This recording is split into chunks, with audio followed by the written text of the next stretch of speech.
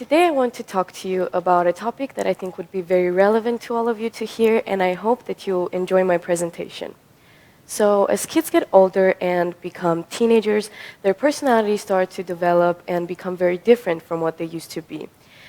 They start to become distant because they see the world differently. And their parents don't ask them if anything is going on. They just assume that everything's fine and they're just over exaggerating. But this is exactly what causes mental health issues. I personally know a lot of people who went through this same exact problem, and they started talking to their parents less and less because they just felt unheard, ignored, and neglected. In this time of their lives, teenagers' emotions are very heightened, and they can become mad or sad very easily.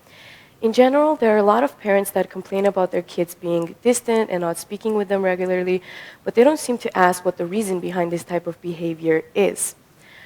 Parents might not know this, but teenagers get affected by things that they don't even notice. For example, it can be that they're being bullied and not telling their parents about it.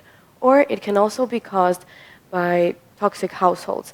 By this I mean they can be neglected and treated poorly in their own homes, which causes them to be locked to themselves and start to lack basic communication skills. They become very hard to approach and make friends with. So we can say that mental health issues don't just interfere with relationships between parents and their teenagers. It also ruins their whole lives.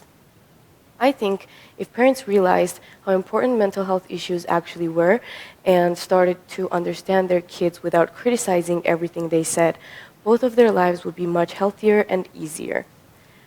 Parents usually, in most cases, just pretend that they're listening to their children, and in reality, they're just judging every single word they say. And because of this, they make no progress in fixing relationships between them.